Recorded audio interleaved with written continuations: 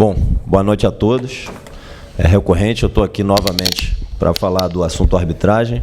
Eu queria entender da comissão de arbitragem, do VAR e do árbitro, qual o motivo da expulsão do Gabriel.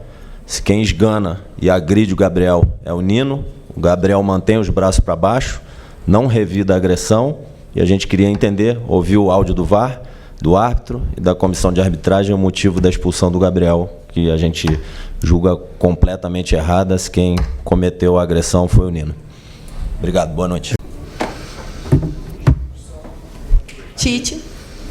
Aqui. Boa noite, Letícia Marques, do GE. Eu queria falar um pouquinho, o Flamengo teve uma boa atuação e bom controle de jogo no primeiro tempo, mas no segundo tempo a gente viu uma queda de rendimento, talvez um pouco técnico e até físico. Queria que você fizesse uma análise dessa queda de rendimento e a que você atribui.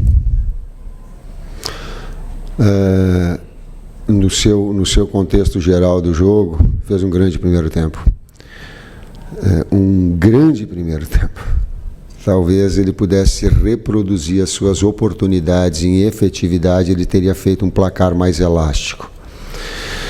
Em jogos com essa grandeza, é inevitável momentos que o adversário também domine pela qualidade que tem e pela grandeza. Hoje estava em campo no Fla-Flu os dois últimos campeões da Libertadores. Isso é muito. O Fluminense, num grande trabalho do Diniz, num grande trabalho de Paulo Angione e companhia, de fazendo um longo tempo, que vem num momento de confiança altíssimo, conquistando a Libertadores, e nós retomando esse processo de confiança e fazendo um jogo com o nível do primeiro tempo, foi impressionante para mim. No segundo tempo, as modificações e as trocas também, por isso, tu revitaliza. No momento que nós íamos também fazer esses ajustes, a gente tomou gol logo em seguida, né? Para ter um jogador de velocidade e também para dar um fresh um pouquinho maior. Aí foram entrando, nós equilibramos o jogo, e terminou nos últimos 15 minutos, vamos falar 15, 20 minutos, ele bem mais equilibrado. Metade do jogo para mais, muito superior. Uma outra parte, 25 minutos, talvez, me balance a cabeça a minha comissão, é isso? De superioridade do Fluminense, porém sem uma contundência, sem a possibilidade de finalização maior. Sim, a efetividade deles, né? Precisaram de menos oportunidades para fazer o gol e a gente não conseguiu transformar as oportunidades que tivemos em ampliar o placar, né? Com um margem maior de gols. Falando para terminar, e fica a sensação assim, ó. Se tivesse invertido o primeiro tempo para segundo, com todo, ficaria uma sensação de poder ter vencido o jogo pelo desempenho que a equipe teve. Nós ficamos com essa sensação assim do mais em função não do desempenho, mas do resultado. Próxima pergunta. Professor, boa noite. Bruno Castanha. Essa questão de baixar as linhas em alguns jogos, ela vem pela parte física ou por uma situação do jogo em decorrente de o adversário vir para cima, de você ter mais campo para fazer a transição? E se pudesse também mais uma pergunta sobre o Pedro, né? Porque o Pedro sai já com o jogo já 1-1, também foi uma parte física, foi uma parte da sua leitura. Se pudesse falar para a gente em relação a isso, obrigado. Jogos com diversas etapas do jogo, e um jogo com a coordenação de movimentos que tem o Fluminense para a saída de bola, e na saída de bola ele empurrar a equipe para baixo, não que a equipe quisesse, ela não quer, ela quer jogar no plano parecido com o do Palmeiras, para pegar o exemplo, né? Mas ela tem que ver que do outro lado tem qualidade também, senão a gente fica olhando o futebol sob uma ótica só, e aí não dá. Então teve o mérito da equipe adversária e depois a gente reequilibrou. Nesse reequilibrar, a gente precisava ter um time mais fresh também. Eu tenho um jogador com a qualidade do Gabi, eu tenho um jogador com a qualidade do BH, tem jogadores com a qualidade. Eu tenho que estar até para tu ter velocidade, porque eles estavam se expondo e tendo a possibilidade também de jogada no espaço. Pedro mais pivô. E tem feito bons jogos, mas tu tens a condição também de usar todo o material humano que possa ser possível, no caso Gabi, BH, Everton Ribeiro e outros mais. Não como ideia, mas como uma situação do jogo. Boa noite, Tite. Léo José, aqui do Coluna do Fla. Aqui. Nesse um pouco mais de um mês à frente do Flamengo, 7 jogos já disputados com essa partida de hoje, você já consegue enxergar, já conseguiu detectar alguma carência do elenco já visando o trabalho de 2024? Eu não penso. 2024, palavra de honra. 2024 só vai surgir, só vai ser planejado a partir da realidade de 2023. Senão a gente vai estar sempre procurando os jogos, os treinamentos, as situações. No final eu tenho a condição de te dar uma resposta mais coerente, mais justa, com mais discernimento. Agora, nós temos quantos jogos ainda? 6 jogos. 6 jogos. Nós estamos a 7, temos 7? Não? 5 jogos. Tem mais 5. Nós temos 7, foi o 7º jogo. Então, no final eu te prometo. Eu vou ter uma condição melhor. Oi, Tite. Oi, César. Tudo bem? Boa noite. David Sharp, do Antenados na Jogada. Eu queria perguntar para vocês em relação aos laterais, porque no trabalho da seleção brasileira, e eu não falo só na Copa do Mundo, tiveram muitas críticas pela maneira com que vocês usavam os laterais que vocês chamavam de construtores e que muita gente encarava como defensivos, que laterais que não apoiavam tanto. Vocês começaram com Wesley e com Ayrton e hoje colocaram o Felipe Luiz e o Mateuzinho que vem bem, já vem jogando bem há um tempo, mas os dois não passaram tanto, né? E até te perguntar por que não a troca do Felipe Luiz no segundo tempo e o que você pensa realmente do jogo dos laterais, do apoio dos laterais ao ataque, até diferente do que começou nos primeiros jogos. Obrigado. Depende do adversário. Todo o nosso trabalho, a estrutura nossa, né, de construção, como você disse, usando os laterais por dentro, depende muito também do adversário, das forças, né, e da vulnerabilidade do adversário. Então,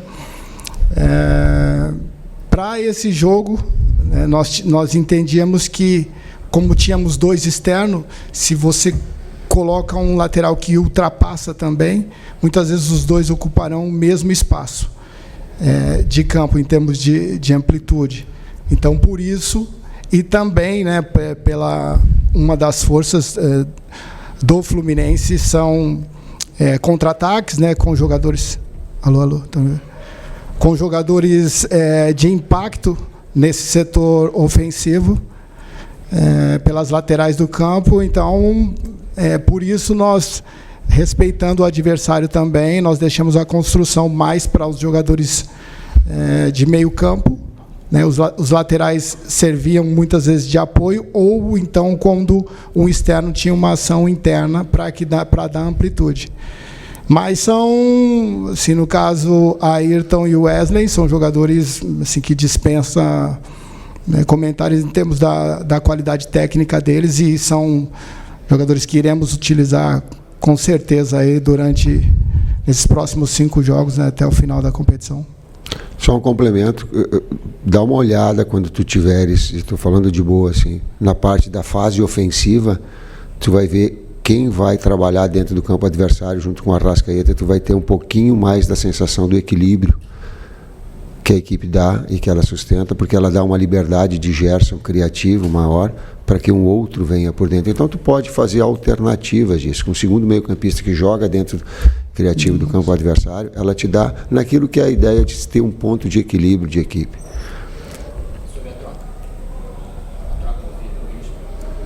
Tem 5 substituições para dar ritmo num jogo acelerado para caramba desses. É inevitável 5 substituições de tu ter todos preparados. É inevitável.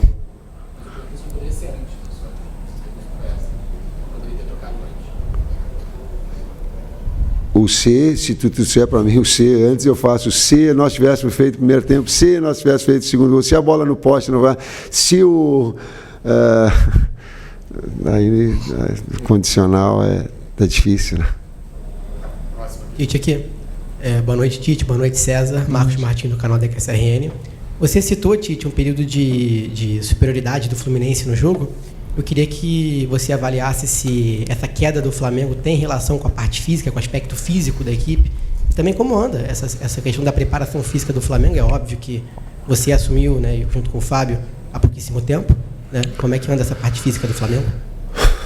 Eu gostaria que o Fábio respondesse isso, e eu não gosto de transferir e falar de trabalhos dos outros. Eticamente não é. O que a gente tem que fazer é ajustar, e sabemos das dificuldades, das adversidades todas, é o nosso jeito de imprimir ritmo, como colocou. Eu estou gaguejando para dizer que eu não quero falar disso daí. Pronto. Não quero falar. Não quero ser antiético, não me sinto bem. Não me sinto bem. Tite, César, boa noite. No primeiro tempo, eu percebi também uma contribuição muito grande da dupla de volantes do Flamengo. Tanto que o gol saiu do pé do Eric Pulgar, no passe para o Arrascaeta, e o Gerson também tendo uma participação, uma movimentação muito importante, jogando um pouco mais interno, né? E melhorando substancialmente a saída de bola. E no segundo tempo, esses dois jogadores têm um comportamento diferente, com a entrada do Thiago Maia, o Eric Pulgar um pouco mais adiantado, o Gerson um pouco mais aberto. Qual foi a maior dificuldade, Tite, para você conseguir manter o padrão que o Flamengo tinha nesse primeiro tempo, e que talvez tenha dado essa impressão tão grande, você que mencionou que ficou impressionado com o poderio do Flamengo no primeiro tempo, mas que, lamentavelmente, não foi mantido na segunda etapa. E, César, nós temos diversos jogadores hoje no banco do Flamengo que já foram titulares absolutos, né? Você foi um grande jogador. E como trabalhar essa questão, né? Porque tem a questão física, tem a questão clínica que atrapalha, mas também tem a confiança. E a impressão que a gente tem é que alguns desses jogadores estão sem confiança. Bom, nós temos um elenco, sim, qualificado, as reposições são à altura. Confesso que ainda em processo de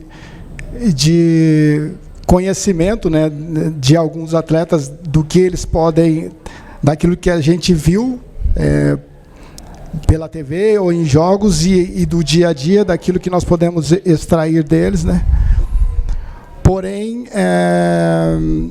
eu estou feliz assim com o que eu tenho visto até aqui, né? Assim, como o Tite disse, a gente não quer falar de trabalhos anteriores, mas a confiança passa por você produzir, né? Você, dentro de campo, não só externar o seu melhor, mas também conseguir ajudar a conseguir um resultado positivo, né? Ter uma participação positiva no jogo.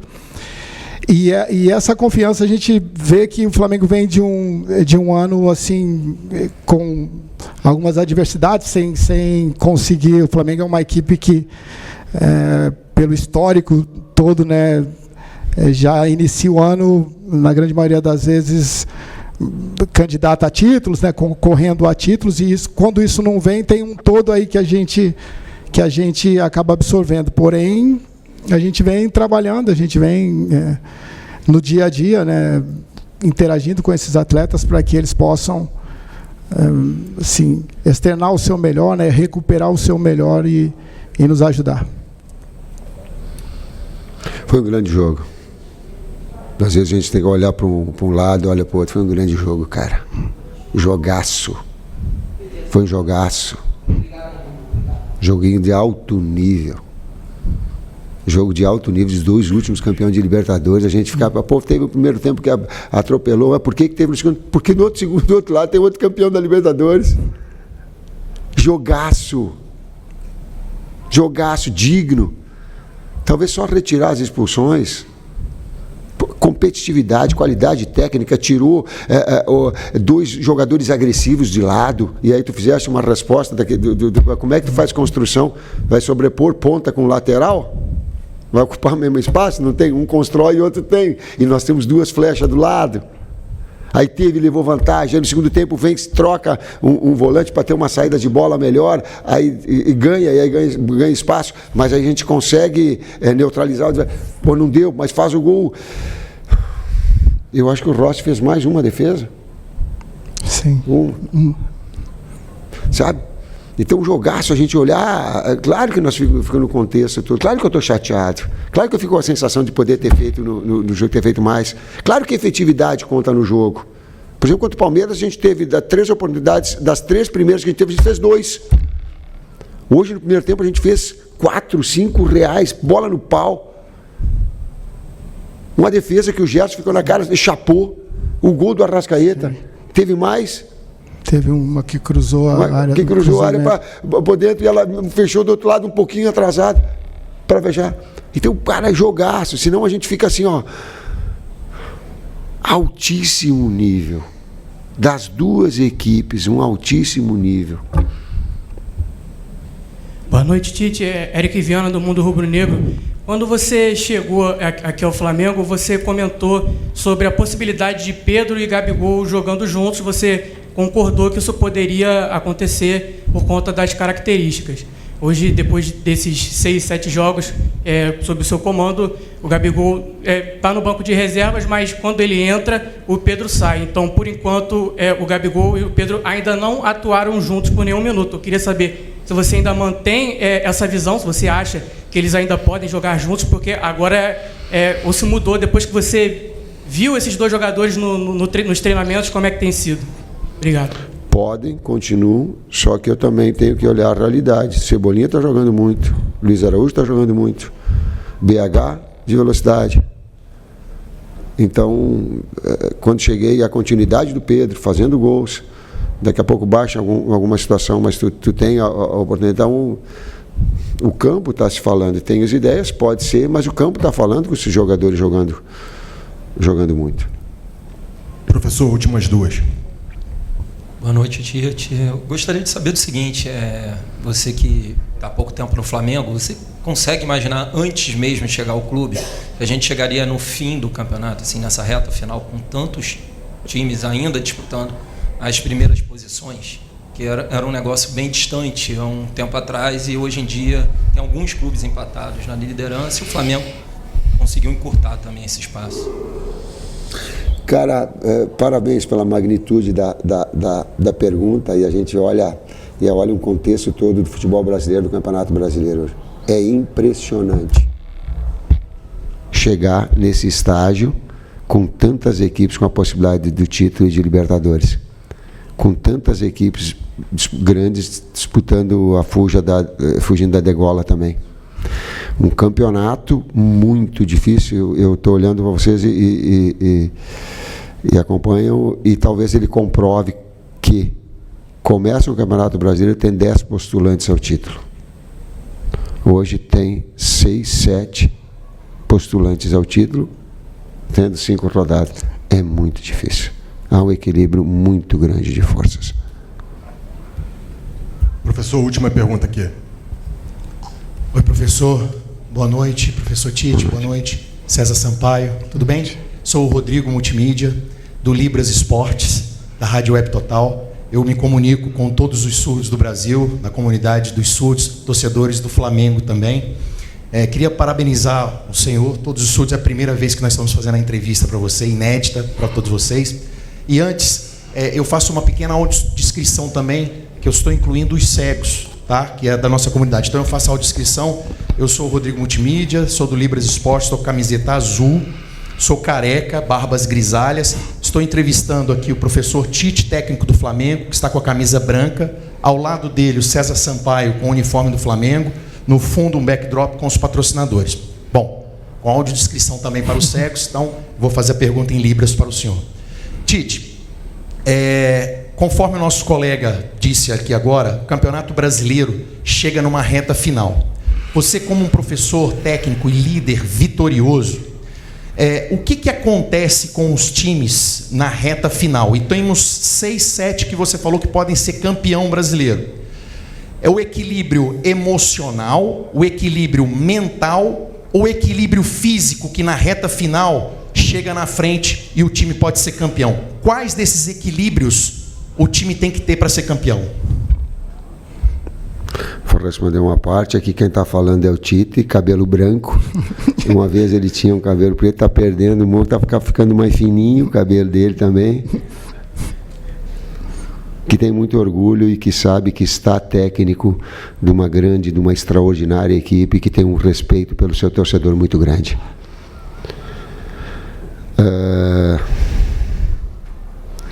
O campeonato ele te remete, e aí eu vou, não é um clichê, mas é uma convicção minha.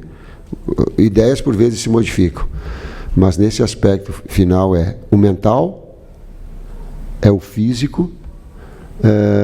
Me parece, Fabinho me corrige, Bruno, Juan, são quantos a projeção de quantos jogos? 70 e quantos jogos do Flamengo no ano? 77 jogos. Então, há o físico, ele é o mental, ele é o tático e ele é o técnico individual. E essa junção de fatores é que determina um desempenho, excelência, superioridade, jogar bem, isso tudo interfere. É isso, gente. Muito obrigado. Não sei se o César quer fazer um complemento. César fazer um... Aqui é o César. Cabelo. Mais ou menos. Ralinho. Bom, é isso tudo mesmo que o Tite disse, né? É um pouco de tudo. Não dá para você desconectar. São todos esses fatores que contribuem, né, para que uma equipe seja campeã. E concordo com o Tite. É um dos campeonatos mais emocionantes, podemos dizer assim, né, com tantas probabilidades aí para títulos e também ainda algumas incertezas, né, sobre o descenso. Esperamos aí que a gente possa estar brigando até o final. É isso, gente. Muito obrigado. Obrigado. Boa